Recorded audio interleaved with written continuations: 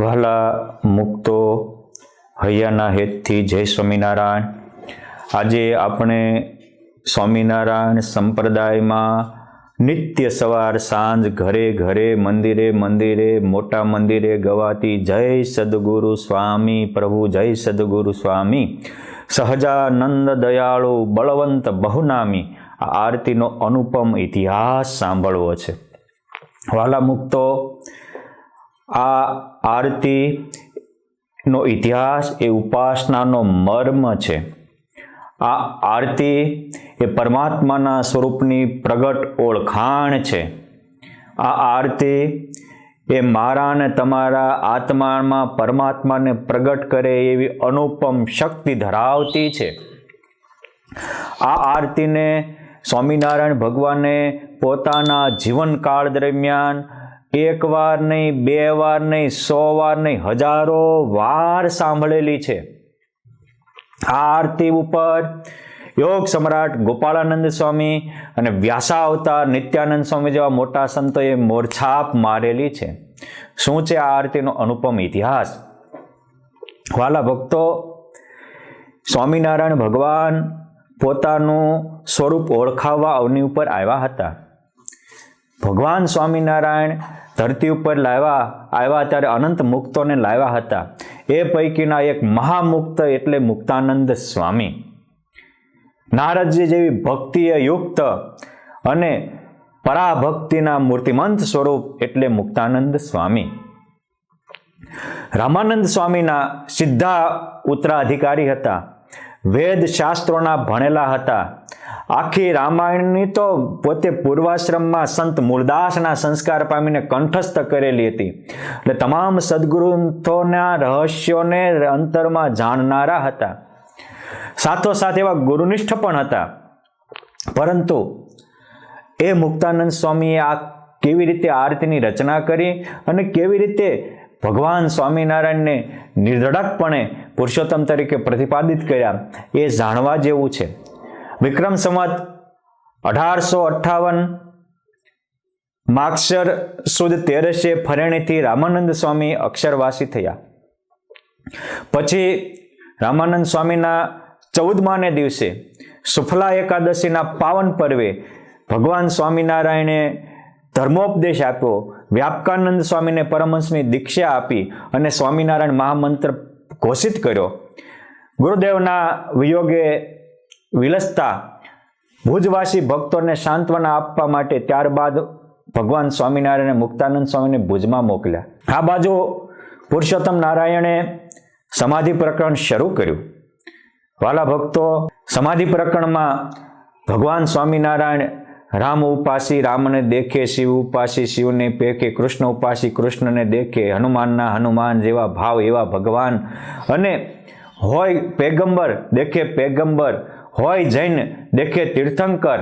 આવી રીતે જે જેના ઈષ્ટદેવ આવે એને પોતાના સ્વરૂપનો નિશ્ચય કરાવતા હતા અને પોતાના સ્વરૂપનું જ્ઞાન આપી ખાલી બ્રહ્મ ચર્ચા નહોતા કરતા, બ્રહ્માનુભવ કરાવતા હતા, પરમાનંદનો અનુભવ કરાવતા હતા. એમાં આ સમાધિ જોઈને ધર્મમૂર્તિ મયારામ ભટ્ટને થયું કે મારે પણ આનો અનુભવ કરવો છે. હવે સમાધિ થાય ત્યારે નાડી પ્રાણ ખેંચાય એ સહજ છે. ભગવાને એના ઉપર કરુણા કરીને નાડી પ્રાણ ખેંચાને એટલે એને એમ થયું કંઈક થાય, એટલે કંઈક થાય ને ત્યારે જ કંઈક અનુભવ થાય. પરંતુ શંકા કુશંકામાં ઘેરાયેલા મુક્તાનંદ સ્વામી મયારામ ભટ્ટે ભુજમાં જઈ અને મુક્તાનંદ સ્વામીને ભગવાન સ્વામિનારાયણ વિશે નેગેટિવ વાતો કીધી અને ભરમાવ્યા. આ બહુ સમજવા જેવું છે. માણસને જેટલી પોઝિટિવ વાતની અસર થાય ને એની કરતાં નેગેટિવ વાતની વધારે અસર થતી હોય છે.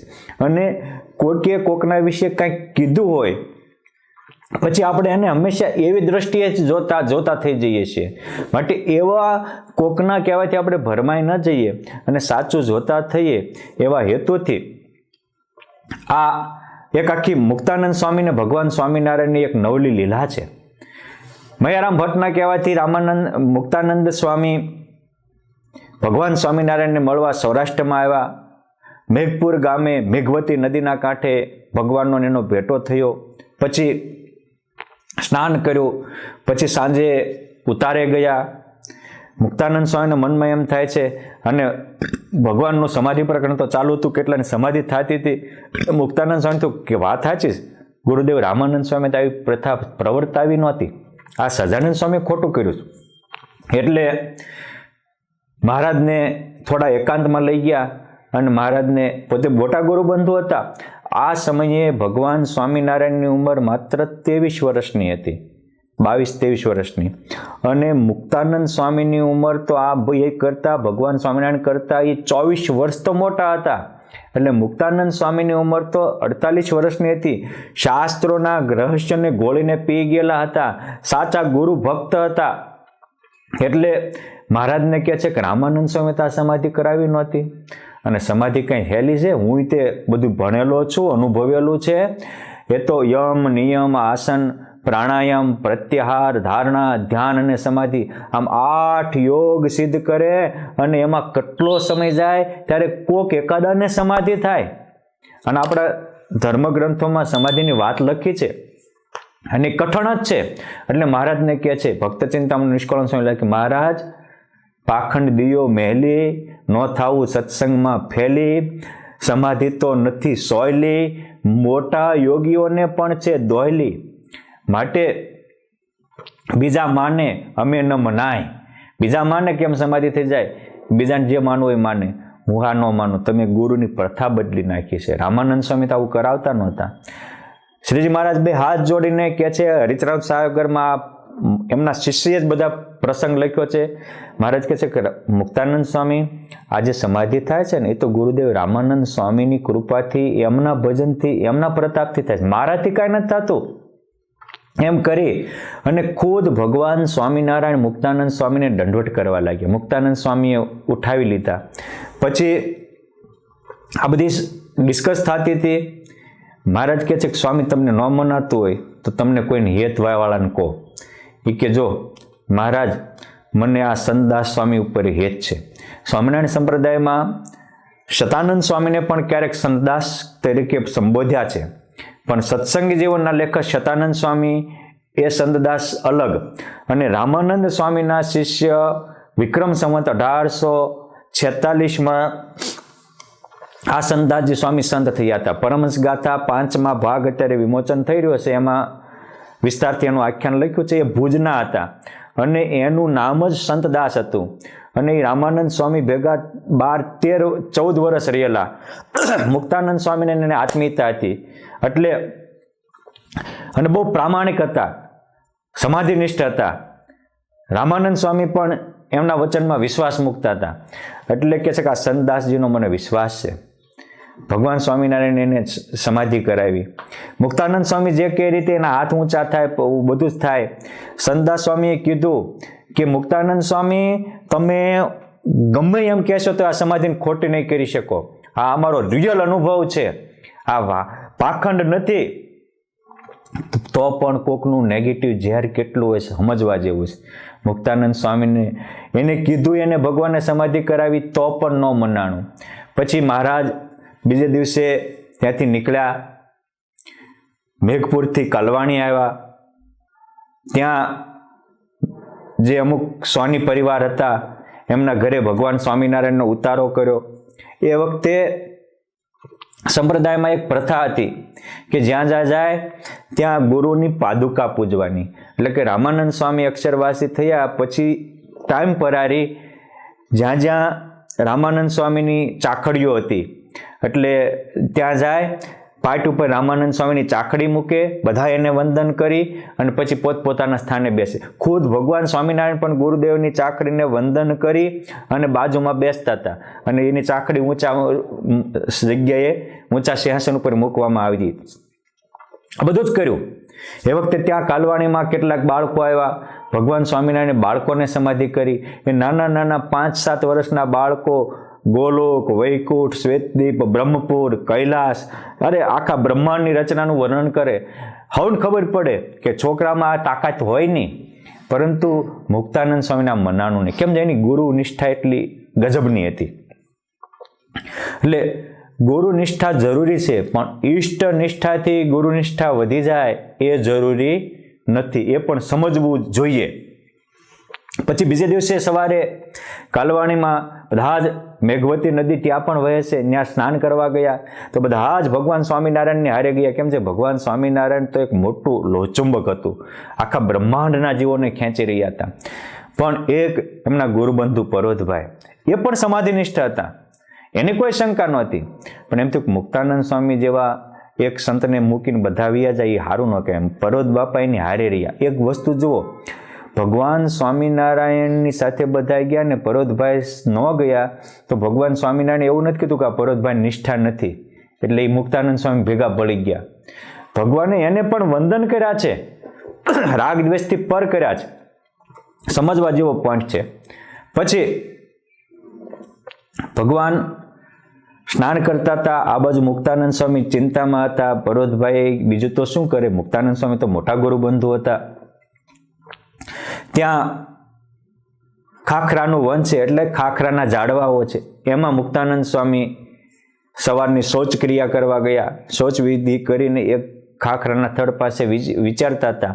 એ જ વખતે રામાનંદ સ્વામી ત્યાં દિવ્ય રૂપે પ્રગટ થયા.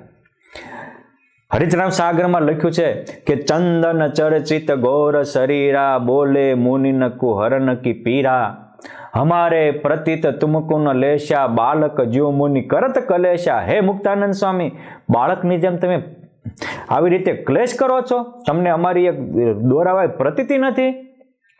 રામાનંદ સ્વામી દિવ્ય રૂપે આવીને કહે છે, એની પીડા હરવા બોલ્યા છે કે સ્વામી આ તમે જે કરો છો એ સારું નથી. હું તમને કહું છું કે હમારે સ્વામી કે સ્વામી એ હું સત્ય કરી કે માનના તે હું अनंत प्रताप देखायो हरि तो तुमने मन में लाए अनंत प्रताप हरि देखाए तो अबे मन में न लाए तुम्हारे शिष्य भय है आई तो तुमको प्रतीति न आई. करोड़ों ब्रह्मांड ना किंग पुरुषोत्तम नारायण तमारा शिष्य थया. जेदी गादीए बैठा तेदी मैं कह्युं हतुं के हूँ डुगडुगीनो वगाड़नारो छुं, खरा खेल भजवनारा आ छे. આ કરોડો બ્રહ્માંડના કારણ છે, ધામના ધામી નામના નામી અવતારના અવતારી છે અને આ આખા ધરતી ઉપરનો અધર્મ ઉખાડશે અને સદ્ધર્મનું ભગવત ભાવનું સ્થાપન કરશે. મુક્તાનંદ સ્વામી કહે છે પણ ગુરુદેવ તમારી વાત સાચી, પણ મારી ગુરુ ભક્તિનું હું, ગુરુ નિષ્ઠાનું શું, મારા કલ્યાણનું શું? ત્યારે રામાનંદ સ્વામીને નેત્રમાં પાણી આવી ગયા. સ્વામી કહે છે કલ્યાણ કલ્યાણ શું કરો છો? મુક્તાનંદ સ્વામી, મારું કલ્યાણ ન થાય તો તમારું કલ્યાણ ન થાય. આ સહજાનંદ સ્વામીના આશરો કરવાથી તો હાવ પામરમાં પામર જીવ હશે, પશુ પંખીનો બેડો પાર થાય છે તો તમારો નહીં થાય? હું સોગન આપું છું તમારા કલ્યાણમાં કોઈ વાંધો નહીં આવે. હા, તો મારી ગુરુ ભક્તિનું હું એને તમારી કરતા મોટા. રામાનંદ સ્વામી કે સાંભળો સ્વામી, ગુરુ ભક્તિ હતી, આ ગુરુની વાદે તો આ દેશને બરબાદ કર્યો હતો. માટે હું તમને કહું છું કે આવી મિથ્યા ગુરુ ભક્તિ ન હોય. ગુરુ બ્રાહ્મણ છે અને પરમાત્મા વર છે. હા, ગુરુ વર કન્યાનો વર સાથે વિવાહ કરી દે પછી એ કન્યાએ વર સાથે રહેવાનું હોય, બ્રાહ્મણ સાથે બ્રાહ્મણના ઘરમાં ન જવાનું હોય.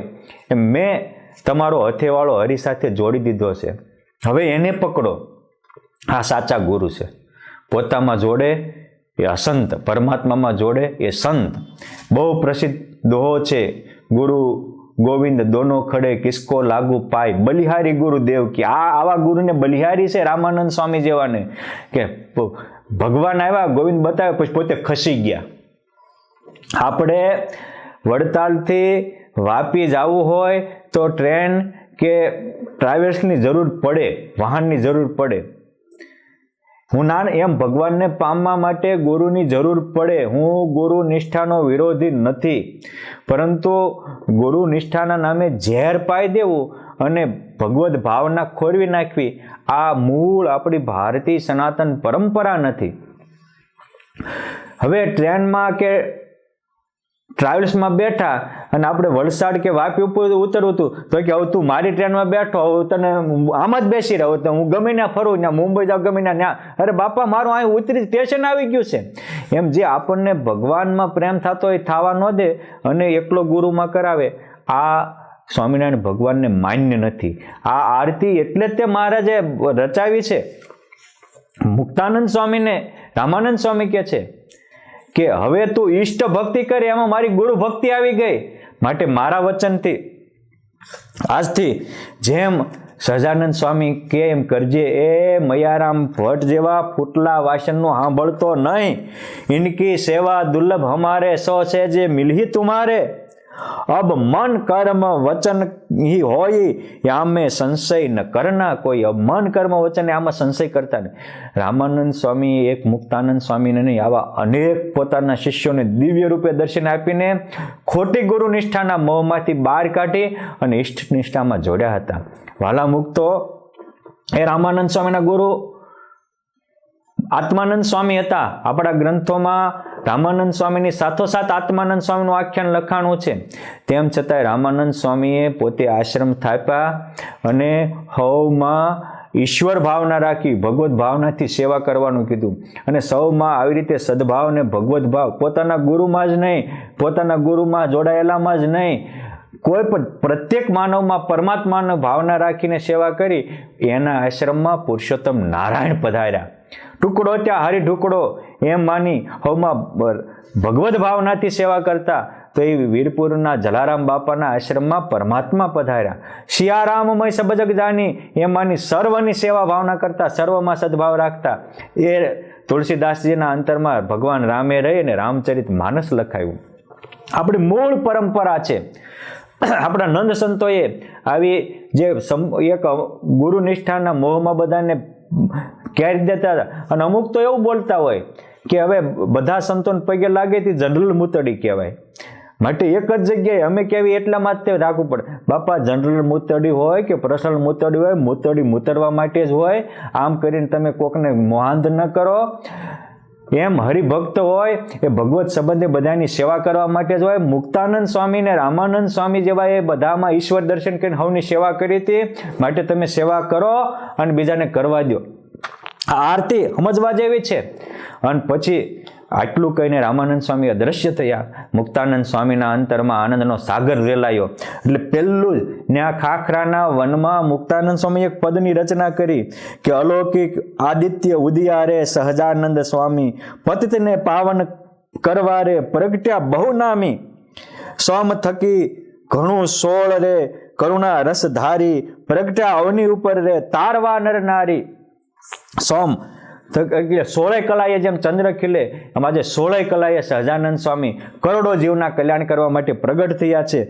અક્ષર પદ અવિનાશી રે જેનું ધામ કહાવે મુક્તાનંદ તે ગુરુના નિષ્દિન ગુણલા ગાવે. જેનું અક્ષર ધામના ધામી છે, નામના નામી છે, એ ગુરુના મુક્તાનંદ સ્વામી ગુણલા ગાય છે. માટે વાલા મુક્તો, આ મુક્તાનંદ સ્વામી પહેલી પદની રચના કરી. પછી પર્વત બાપા પાસે આવ્યા, આનંદમાં આવી ગયા. ત્યાં તે એ ખાખરાના વનમાંથી થોડા પુષ્પ હતા એની માળાઓ ગૂંથી, એની ખુદ મુક્તાનંદ સ્વામી માળા બનાવી. અને પછી ત્યાં કાલવાણીમાં જ્યાં જે પરમહંસોની જગ્યા ગણાય, આરતી થામ ગણાય, એ જગ્યાએ રામાનંદ સ્વામીનું સદાવ્રત ચાલતું હતું. ત્યાં રામાનંદ સ્વામીની પાદુકા મૂકી અને ઢાળીને મુક્તાનંદ સ્વામી પદની આરતીની રચના કરી અને ત્યાં બેઠા હતા. પરંપરા મુજબ જ્યાં પુરુષોત્તમ નારાયણ રામાનંદ સ્વામીને ચાકડીને પગે લાગીને બાજુમાં ખુરશીએ બેસવા ગયા, તો મુક્તાનંદ સ્વામીએ ચાકડી હેઠે લઈ લીધી, એ ગાદી ઉપર બથમાં લઈને બેસાડ્યા અને ચાકડી પુરુષોત્તમ નારાયણને પહેરાવી. એ રામાનંદ સ્વામીની અને આરતી વખતે મહારાજે પહેરેલી ચાકડી આજે પણ વડતાલના અક્ષર ભુવનમાં વિદ્યમાન છે. પછી પહેલી વહેલી મુક્તાનંદ સ્વામીએ આરતી લખી કે જય સદગુરુ સ્વામી પ્રભુ. આજે જો પ્રભુ તે સંબોધ્યા છે, તમે ભલે સદગુરુ રૂપે પ્રગટ્યા પણ બાપ તમે પ્રભુ છો, સર્વના નિયંતા છો. અને જય સદગુરુ સ્વામી પ્રભુ, જય સદગુરુ સ્વામી સહજાનંદ દયાળુ બળવંત બહુનામી. તમે હે સહેજે સહેજે સૌને આનંદ દેનારા છો. તમે દયાની મૂર્તિ, કરુણાની મૂર્તિ છો, પાછા બળવંત અને બહુનામી છો. કે ઘણામાં દયા હોય પણ બળ ન હોય તો કામ શું કરી શકે? આ નામના નામી છે અને બળવંત દયાળુ છે. અને એટલે જ એ સહજાનંદ સ્વામી, મારી ભૂલ થઈ ગઈ હતી પરંતુ નારાયણ સુખદાતા દ્વિજકુલ તનુધારી પામર પતિત ઉધાર્યા અગણિત નર નારી.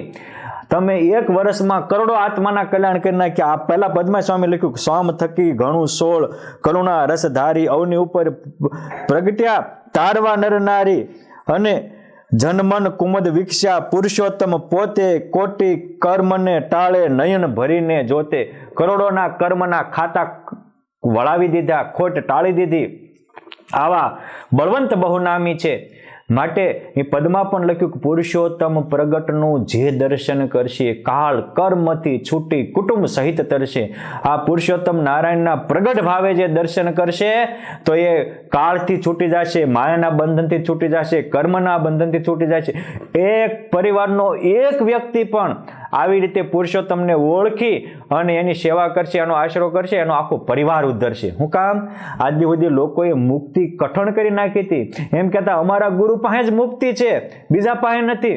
આજે પણ અમુક એવા ગુરુ મોહમાં અંધ એવું કહેતા હોય છે કે અમારે ત્યાં જ મુક્તિ, બીજે નથી. જાણે કે મુક્તિનો ઇજારો રાખ્યો હોય.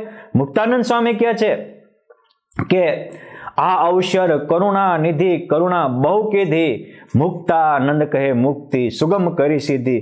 આરતીનો તો બહુ મોટો મર્મ છે, સમજવા જેવો છે. પરંતુ આજ પુરુષોત્તમ નારાયણે પ્રગટ્યા, ખાલી એક જ વર્ષમાં કરોડો આત્માનું કલ્યાણ કર્યું, આનંદ પાવન પામર પતિતને ઉધાર્યા. એ મુક્તાનંદ સ્વામીની દ્રષ્ટિએ દેખાય છે. બાપ આરતી સમજવી હોય અને સહજાનંદ સ્વામીને સમજવા હોય તો મુક્તાનંદ સ્વામીની દ્રષ્ટિ સમજજો. અને ત્યાર પછી સવાર સાંજ કાયમ મહારાજે કીધું કે આ મુક્તાનંદ સ્વામીની આરતી બધા જ શીખજો. અને મુક્તાનંદ સ્વામીએ આરતી રચી અને પછી આ પોતે પુરુષોત્તમ છે એવું હજારોને દઢ કરાયું. સંપ્રદાયમાં 1.5 લાખ ઉપરાંત લોકોને તો મુક્તાનંદ સ્વામી વર્તમાન ધારીને સત્સંગી કરેલા છે. ઇતિહાસ બોલે છે. માટે આ સમજવા જેવું છે. આ આરતીની રચના થઈ અને ત્યારથી ગવાતી હતી. જ્યારે ગોપાળાનંદ સ્વામી અને નિત્યાનંદ સ્વામી બંધારણ બાંધ્યું સંપ્રદાયનું, ત્યારે પણ આ જ આરતી સવાર સાંજે ગાવાની આજ્ઞા કરી. શું કામ? આ આરતીમાં ગુરુ નિષ્ઠા કરતા ઈષ્ટ નિષ્ઠા પહેલા નંબરે છે. આ આરતીમાં પુરુષોત્તમ નારાયણ અવની ઉપર શા માટે આવ્યા એના મર્મ ભરાયેલા છે. કરોડો આત્માના કલ્યાણ કરવા માટે પ્રગટેલા આત્માને પુરુષોત્તમ નારાયણની આમાં પ્રતીતિ થાય છે. પુરુષોત્તમ નારાયણની કરુણા અને બળવંતપણું પણ દેખાય છે. માટે આવી આ દિવ્ય ભવ્ય આરતી આપણા સંપ્રદાયમાં ઘરે ઘરે ગવાય. એક વસ્તુ યાદ રાખજો વાલા બંધુઓ, સ્વામિનારાયણ ભગવાને જે પ્રવર્તાવ્યું છે, સ્વામિનારાયણ ભગવાને જેમાં રહીને ગોપાળાનંદ સ્વામી જેવા, નિત્યાનંદ સ્વામી જેવા મહા સમર્થ ધુરંધર સંતો દ્વારા પ્રવર્તાવ્યું છે. અને એને પ્રવર્તાવેલા અને ગુણાતીતાનંદ સ્વામી જેવા, મહાનુભાવાનંદ સ્વામી જેવા, બ્રહ્માનંદ સ્વામી જેવા, ચૈતન્યાનંદ સ્વામી જેવા એ આખા સંપ્રદાયમાં પ્રવાહિત કર્યું છે. એમાં પુરુષોત્તમ નારાયણના આશીર્વાદ છે, એમાં પુરુષોત્તમ નારાયણની કરુણા ભરેલી છે. અને પુરુષોત્તમ નારાયણને અવની ઉપર આવવાના હેતુઓ અનંત આત્માનો ઉદ્ધાર કરવાનો એ પણ એમાં ભરાયેલો છે. માટે મહારાજના વરદાનના અધિકારી બનવું હોય, મહારાજના કરુણાના રસભોગી બનવું હોય અને મહારાજે કલ્યાણના કોલ આપ્યા છે એ આપણે ઝીલવા હોય તો એને પ્રવર્તાવેલી પરંપરા અને એને સમજાવેલા મર્મ ને અનુસરી અને આપણે ચાલશું. સૌમાં ભગવત ભાવે સેવા કરશું. અને ખોટા ગુરુ નિષ્ઠાની જરૂર છે પણ ગુરુ નિષ્ઠાના ઝેરની જરૂર નથી. સૌમાં ઈશ્વર ભાવે દર્શન કરશું. અને આ આરતીમાં જય સદગુરુ, સાચો સદગુરુ આ છે કે હવમાં ઈશ્વરના દર્શન કરાવે. એ મુક્તાનંદ સ્વામીના શિષ્ય દાદા ખાચર હતા, પણ મુક્તાનંદ સ્વામીએ દાદા ખાચરને કીધું કે મારા તુલ્ય બધા જ સંતોને માનીશ તો જ તારા દરબારમાં પુરુષોત્તમ નારાયણ રહેશે. અને એટલે પુરુષોત્તમ નારાયણ એ દાદાના દરબારમાં રહ્યા અને વચનામૃતના રસપાન કરાવ્યા છે. માટે આપણે પણ આ મૂળ પરંપરાને સમજી અને આપણા મૂલ્ય જીવન મૂલ્યો છે હવમાં ભગવત ભાવના રાખવી, નીતિમત્તાને પ્રામાણિકતા રાખવી, પંચવર્તમાનનું પાલન કરવું વગેરે જીવન મૂલ્યોને ઉજાગર કરી આપણા જીવનને પણ ધન્ય ધન્ય બનાવીએ. વાલા મુક્તો, આ આરતી તમને ગમી હોય, આ ઇતિહાસ ગમ્યો હોય, તમારા સ્નેહીને પણ આપજો. અને આવી રીતે તમને કોઈ ઇતિહાસ જાણવાની ઈચ્છા હોય તો અવશ્ય જણાવજો.